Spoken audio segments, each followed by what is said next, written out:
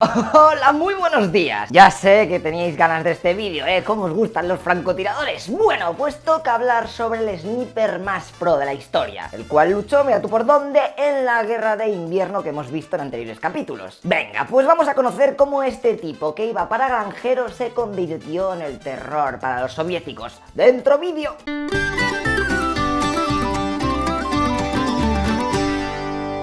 Simo Häyä nació en 1905, era el segundo hijo de 8, bla bla bla, no os aburro con su biografía, solo deciros que con 21 años se metió en la Guardia Blanca finlandesa. Allí, tras mucho practicar, se convirtió en un experto tirador, logrando incontable número de trofeos. Después se retiró a su granja para currar un poco hasta que en 1939 estalla el conflicto que vimos ahí que te contaba antes. Finlandia, de buenas a primeras, tenía que intentar parar una invasión de su gigantesco vecino. ¡Buf! La cosa estaba muy chunga. Él rápidamente volvió a filas y ale, para el frente. Aquí es cuando empezó a forjarse una auténtica leyenda. Acostumbrado a las bajas temperaturas de entre menos 20 y menos 40, vestido con un traje completamente blanco, guantes y máscara inclusive, bueno, iba al Call of Duty, una skin guapísima, pronto empezarían a conocerle como la Muerte Blanca. Ya sabéis que en aquella guerra lo único que pudieron hacer los finlandeses fue una guerra de guerrillas contra los pobres soviéticos que habían llegado a la zona con cero de preparación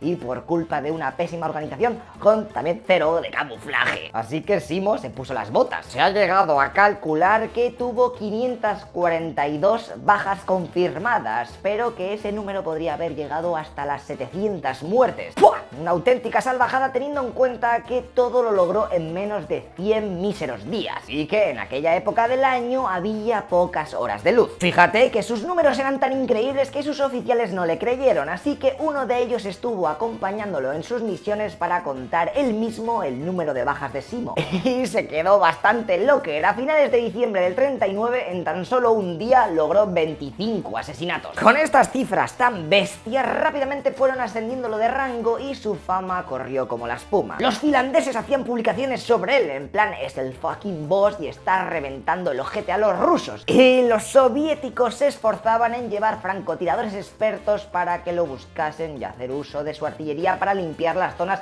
en donde se creía que se escondía. Pero nada, no hubo manera. Él usaba varios trucos que ya de paso te los voy a contar por si en el futuro te toca currar de Franco, ¿ok? Primero, olvídate de las mirillas telescópicas, principalmente por dos motivos. Uno, pueden reflejar la luz del sol y delatar tu posición, eso ya supongo que lo conoces del Battlefield, y otra es que cuando hace mucho frío suelen empañarse, por no hablar de que cuando miras por este tipo de catalejos tienes que levantar más la cabeza y así te expones más, ¿sabes? Porque está aquí arriba.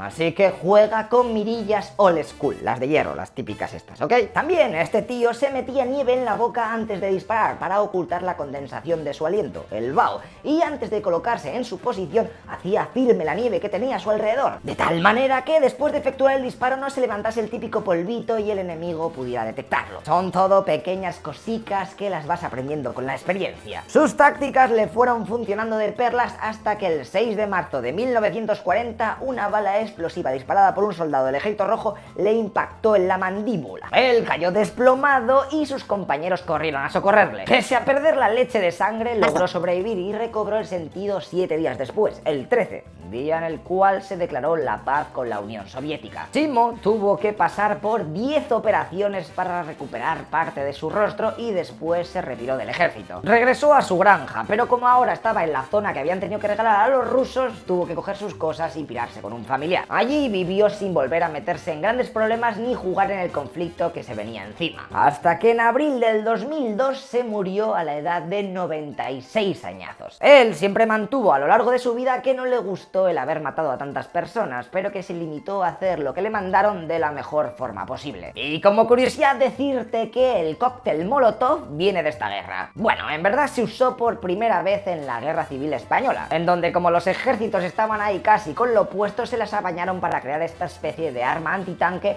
y así atacar a los T-26 soviéticos que había en el campo de batalla ibérico. Pero entonces, ¿por qué se llama Molotov? Tendría que ser, yo que sé, cóctel Manolo. ¿Y qué narices eso de cóctel? Es muy pijolis. Botellón Manolo, así sí.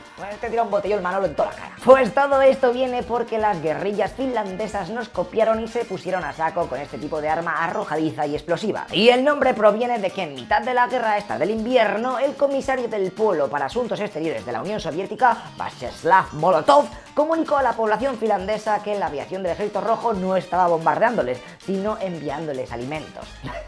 Y claro, ellos se lo tomaron a coña. Pues si Molotov pone la comida, nosotros pondremos los cócteles. Y ¡chachán! Cóctel Molotov para tu body, my friend. ¿Te ha molado la historieta de hoy? Pues dale al like y ponlo en Twitter para hacer spam ahí al fuego de los foros, allá saco. En el próximo vídeo de esta pedazo serie no nos vamos a salir de Finlandia, porque así ya conocemos todo lo que pasó en esa zona. Y es que toca hablar de la Segunda Guerra Ruso-Finlandesa. Porque sí, hubo una revancha al año siguiente. Oh, ¿cómo te quedas? ¿Los finlandeses lograrán la victoria ahora que no tienen a su sniper chetao? Pues tranquilos, porque les van a llegar los alemanes a apoyar. Así que tiene pinta de que se va a liar una buena. Si no te lo quieres perder, no te olvides de suscribirte y seguirnos en las redes sociales. Además de que te puedes hacer Patreon y te damos la pulserica del canal, las pegatinas, el carnet de socio. Te lo mandamos a casa, da igual que seas de América, de Yugoslavia, de Finlandia, te lo mandamos igual, da igual. Aunque nos cueste más el sello. Fuck the police, ¿ok? Venga, tíos, hasta luego, loco Pixas.